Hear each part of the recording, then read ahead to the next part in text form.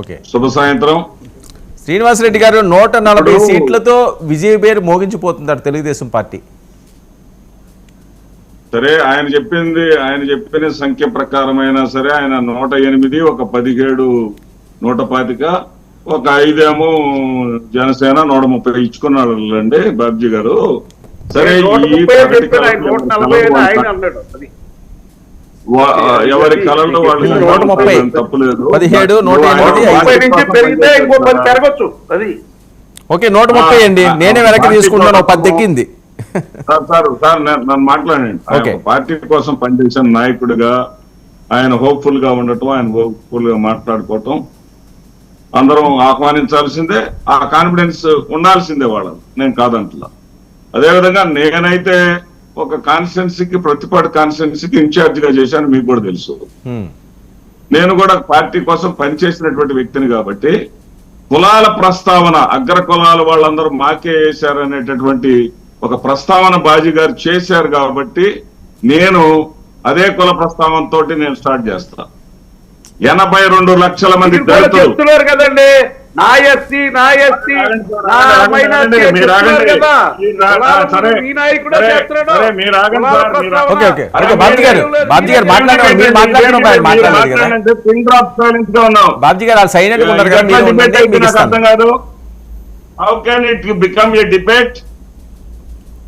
మీరు మాట్లాడినంత సేపు నిశ్శబ్దంగా పిన్ డ్రాప్ సైలెన్స్ గా ఉన్నాను, అన్ని నోట్ చేసుకున్నాను.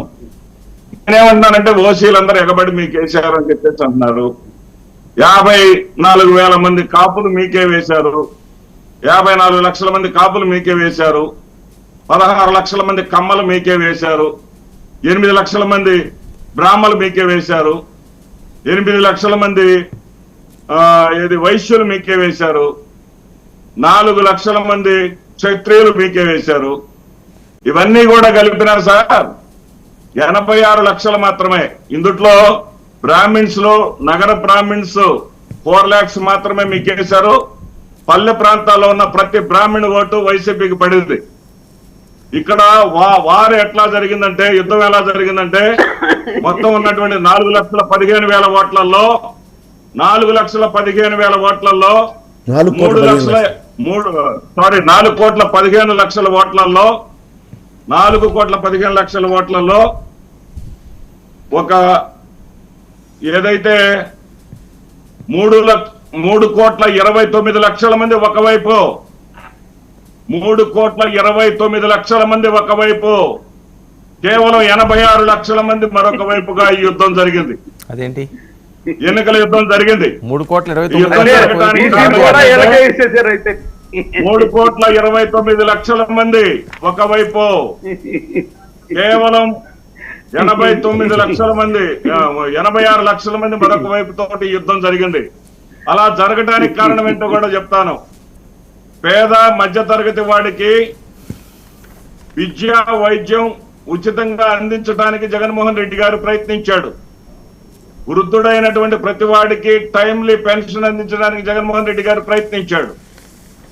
ఇది నచ్చలేదు పెత్తందారులకు, ఇది నచ్చలేదు అగ్ర కులాల వాళ్ళకి.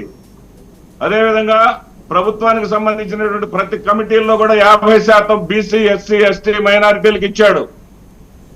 ప్రభుత్వంలో ఉన్నటువంటి వాటికి ఇవ్వటమే కాదు, మరి ఎంపీలు, ఎమ్మెల్యేలకు కూడా ఇవ్వాలి కదా అని చెప్పేసి జేబులో డబ్బులు లేనటువంటి టిప్పర్ డ్రైవర్లకి, ఉపాధి కూలీలకు కూడా టికెట్లు ఇచ్చాడు జగన్మోహన్ రెడ్డి గారు.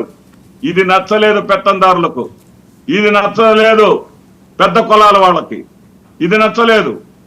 అదేవిధంగా ముస్లింలు 38 లక్షల మంది ముస్లింస్ ఉంటే 35 లక్షల మందికి కనీసం పట్టుమంది 2 సీట్లు ఇవ్వడానికి కూడా ముందుకు రాలేదు. గతంలో ఒక్క ఎమ్మెల్యే కూడా లేక, ఏది 2014లో తెలుగుదేశం పార్టీ ఉన్నప్పుడు ఒక ముస్లిం ఎమ్మెల్యే కూడా లేక ఫరూక్ ని తీసుకున్న తర్వాత ఎమ్మెల్సీ ఇచ్చిన కథ మనకు తెలుసు. ఈ రోజున 7 ఎమ్మెల్యేలు ఇచ్చినటువంటి చరిత్ర జగన్మోహన్ రెడ్డి గారిది ముస్లింలకు. ఇక్కడ ఎవరు కూడా ఎమ్మెల్యే కేవలం ప్రభుత్వానికి సంబంధించినటువంటి కమిటీల్లోనే కాదు, ఎమ్మెల్యే ఎంపీల్లో కూడా నా బీసీలు, నా ఎస్సీలు, నా ఎస్టీలు అంటూ చేసినటువంటి తొలి ఎన్నికల యుద్ధం ఇది. ఈ ఎన్నికల యుద్ధంలో ఏదైనా సరే పొరపాటు కానీ జరిగితే, ఏదైనా తప్పు కానీ జరిగితే ఇది ప్రజల వైపు నుంచి జరుగుద్దని వీళ్ళ ఆశ ఎందుకంటే ఏది అగ్ర కులాలకు చెందినటువంటి రెడ్డి గారు శ్రీనివాసరెడ్డి అని మాదిరెడ్డి శ్రీనివాసరెడ్డి ఉన్నాడు. ఆయన ఏదో పదవి అన్నారు, ఆయనకి ఏ పదవి రాలేదు, 5 ఏళ్లు గడిచిపోయింది, ఆయన అసంతృప్తితో ఉంటాడు. ఇలాంటి వీళ్ళ పేరాశలన్నీ అడియాశలే. ఒక్క నామినేషన్ రోజునే గెలిచాం మేము. ఎవడు కూడా అలకల్లో లేరు మన వాళ్ళు.